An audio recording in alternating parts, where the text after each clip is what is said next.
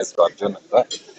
ಆ, ನಮ್ಗೆ ನಾವು ಇವತ್ತು 4ನೇ ತಾರೀಕು ಜೂನ್, ಇವತ್ತು ಒಂದು ಅದು ನಿನ್ನೆ ಆಗಿದ್ದಂತ ಒಂದು ಇದರಿಂದ ಇನ್ನೂ ರಿಕವರ್ ಆಗಿಲ್ಲ. ನಾವು RCB RCB ಬಗ್ಗೆ ಹೇಳಕ್ ಬಯಸ್ತೀರಾ ನೀವು? Sir there already in Bangalore, ಇವಾಗ HL ಅಲ್ಲಿ ಇದಾರೆ ಅವರು. ಇಲ್ಲೇ ಪಕ್ಕದಲ್ಲೇ ಇದಾರೆ ಅಂತ ಕೇಳಿದೆ.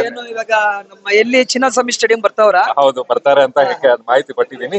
ಬಟ್ ಇವತ್ತು ನಾವು ಇಲ್ಲಿ ಸಿಕ್ಕಿರೋದು, ನಾವು ಇಲ್ಲಿ ಮೇನ್ ಆಗಿ ಇಲ್ಲಿರೋಂತ ಒಂದು ಎಲ್ಲಾ ಇನ್ಫ್ಲೂಯೆನ್ಸರ್ಸ್, ಯೂಸರ್ಸ್ ಆಗ್ಲಿ, ಗಾಡಿ ಪಲ್ಸರ್ ಅನ್ನೋ ಬ್ರ್ಯಾಂಡ್ ಅನ್ನ ಒಂದು ಯೂಸ್ ಮಾಡ್ತಾ ಇರೋರೇ ಆಗ್ಲಿ, ಎಲ್ಲರನ್ನು ಕರೆಸಿ ಒಂದು ಈ ವರ್ಷಕ್ಕೆ 2025 ಒಂದು ಹೊಸ ಮಾಡೆಲ್ ಅನ್ನ ಲಾಂಚ್ ಮಾಡ್ತಾ ಇರೋಂತ ಒಂದು ಸಂದರ್ಭ ಇದು.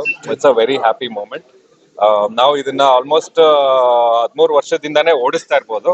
ಆದ್ರೆ ಬಜಾಜ್ ಅನ್ನೋ ಒಂದು ಬ್ರ್ಯಾಂಡ್ ಗೆ ನಾವು ಆಲ್ಮೋಸ್ಟ್ ಒಂದು 30-35 ವರ್ಷದಿಂದ ಬಜಾಜ್ ಪಲ್ಸರ್ 400 ಬಗ್ಗೆ, ಹಾಗೆ NS ಏನೋ ಒಂದು ಬ್ರ್ಯಾಂಡ್ ಒಂದು ಏನ್ ಚೇಂಜಸ್ ಮಾಡಿದ್ರು ಯುವಕರಿಗೆ, ಒಂದ್ ಫ್ಯಾಮಿಲಿ ಪರ್ಸನ್ಸ್ಗೆ, ಇಲ್ಲ ಯಾವ್ದೇ ಒಂದು ಏಜ್ ಇರ್ಲಿ ಅವರು ಬಜಾಜ್ ಪಲ್ಸರ್ ಓಡಿಸಬಹುದು ಅಂತ ಹೇಳ್ತಾರೆ. ಅದ್ರ ಬಗ್ಗೆ ಎರಡು ಮಾತು. ಹೌದು, ಅದನ್ನೇ ಹೇಳ್ತಿದ್ದೆ ಸರ್. ನಾವು ಆಲ್ಮೋಸ್ಟ್ ಒಂದು 30-35 ವರ್ಷದಿಂದ ನಮ್ಮ ತಂದೆಯವರು ಓಡಿಸ್ಕೊಂಡು ಬಂದು ನಾವು ಎಲ್ಲ ಪಲ್ಸರ್ ಎಲ್ಲ ಇವಾಗಿಂದ ಶುರು ಮಾಡಿದ್ವಿ.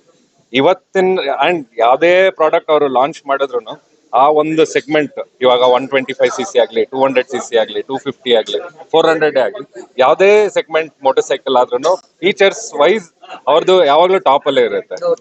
ಬೇರೆ ಮ್ಯಾನುಫ್ಯಾಕ್ಚರರ್ಸ್ ಇವ್ರನ್ನ ನೋಡಿ ಚಿಕ್ಕ ವಯಸ್ಸಿಂದ ನಾವಂತೂ ಇವಾಗ ನನ್ಗೇನೆ ಇವಾಗ 46 ವರ್ಷ, ನಾನು ನೋಡಿದೆ ಬಜಾಜ್ಗೆ.